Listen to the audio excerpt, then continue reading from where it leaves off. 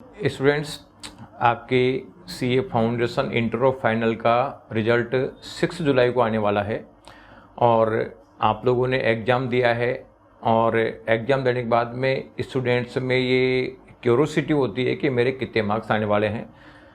हम भी जब सीए कर रहे थे तो बार बार पेपर एक चेक करते थे कि कितने मार्क्स आने की पॉसिबिलिटी है, और कहीं पे भी अगर लग रहा है कि इसमें कुछ गुंजाइश है या मेरे मार्क्स कम पड़ रहे हैं तो एक क्वेश्चन आता है कि क्या आईसीएआई ग्रेस मार्क्स प्रोवाइड करती है और क्या मेरे को भी ग्रेस मार्क्स मिलेंगे। तो यही मैं इस वीडियो में डिस्कस करने वाला हूँ। आप इस वीडियो को पूरा देखें, अपने दोस्तों को शेयर करें, साथ ही वीएसआई का यूट्यूब चैनल सब्सक्राइब करके बेल आइकन दबाएँ, और जिससे कि इम्पोर्टेंट स्टडीज़ आप लोगों के साथ में शेयर की जा सके। तो बिल्कुल सही बात है कि आईसीएआई ग्रेस मार्क्स प्रोवाइड करती है, इसको हम बोनस मार्क्स भी बोल सकते हैं।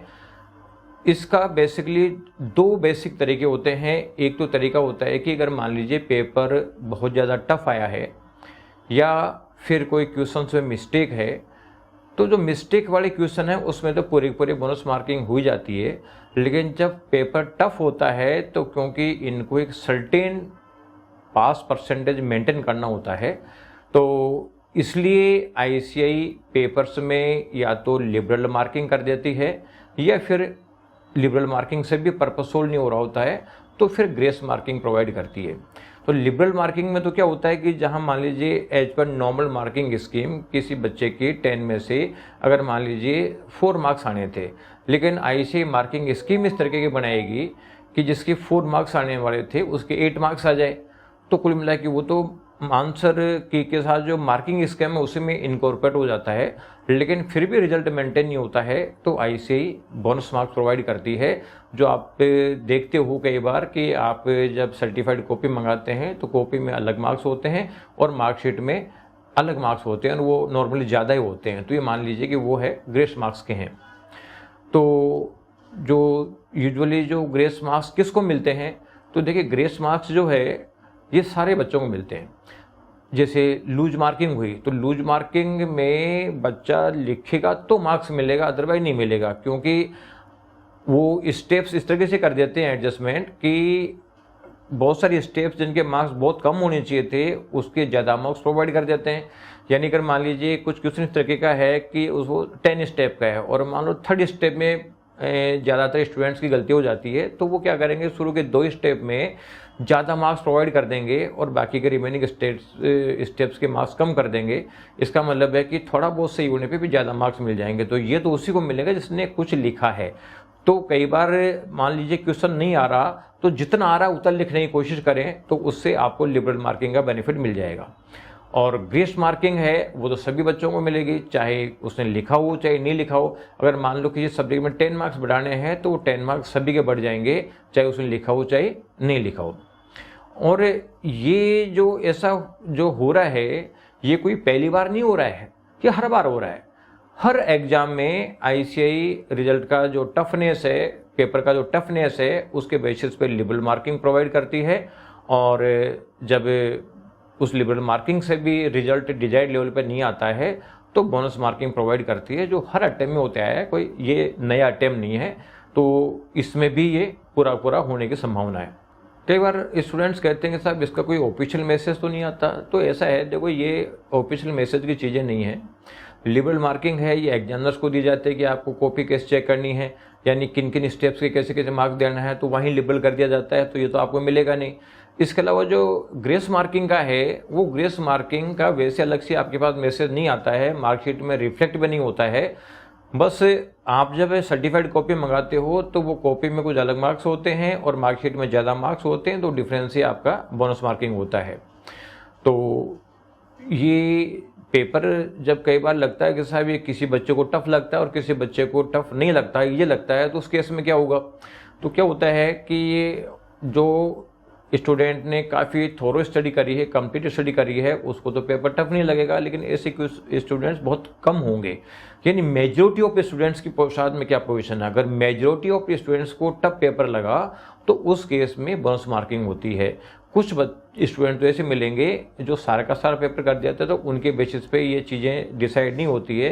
ये होती है कि मेजोरिटी ऑफ स्टूडेंट है वो क्या करते हैं।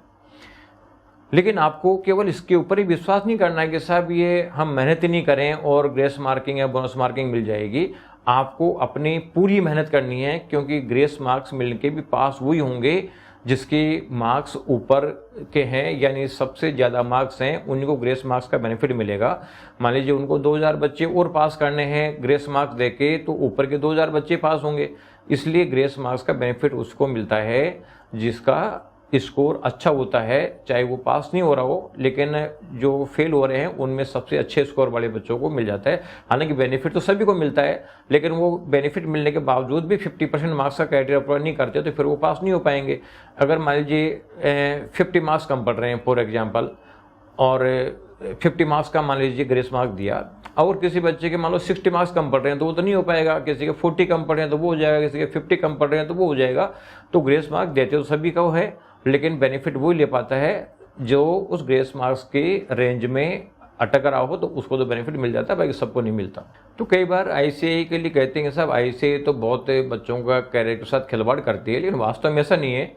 आईसीएआई स्ट्रिक्ट जरूर है, लेकिन वो एज ए केयरिंग पेरेंट है, यानी पेपर वो उन्होंने अपने हिसाब से दे दिया कि एक पेपर टफ दे दिया, तो उसका मतलब है कि वो दूसरे जो बोनस मार्किंग या जो ग्रेस मार्किंग है इससे वो कंपनसेट कर देते हैं, तो उसका वो अपना चेकिंग भी टफ कर लेते हैं और साथ में बोनस मार्क्स देके पास भी कर लेते हैं।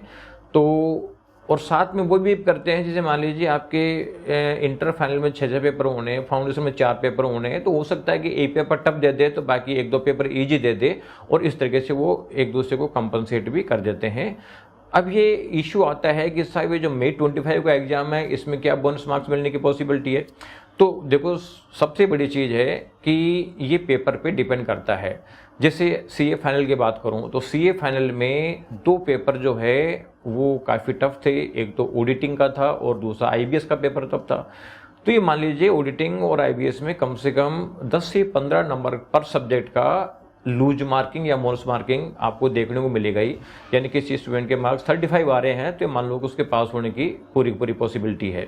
इसके अलावा जैसे फाउंडेशन में आपका लो और जो क्वांटिटी एप्टीट्यूड है, ये मान लीजिए कि एक्सपेक्टेशन जो 10-12 नंबर तो पर सब्जेक्ट आपको ज़्यादा देखने को मिलेंगे ही, चाहे वो लूज मार्किंग से मिले चाहे बोनस मार्किंग से मिले। इसके अलावा इंटरमीडिएट में भी जो 2-3 पेपर टफ आए हैं, ये मान के चलो 10-12 नंबर का बोनस तो पर सब्जेक्ट वहाँ भी मिलना है, और लूज मार्किंग के थ्रू भी हो सकता है और बोनस मार्किंग के थ्रू भी हो सकता है।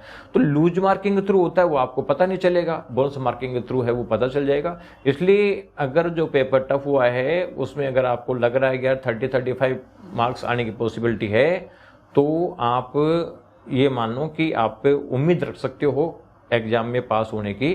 तो आप डरो नहीं, पॉजिटिव रहो, और पॉजिटिव रह के और रिजल्ट का वेट करो, और उसको आई से जो भी रिजल्ट देता है उसको एक्सेप्ट करके और आगे बढ़ो। Thank you.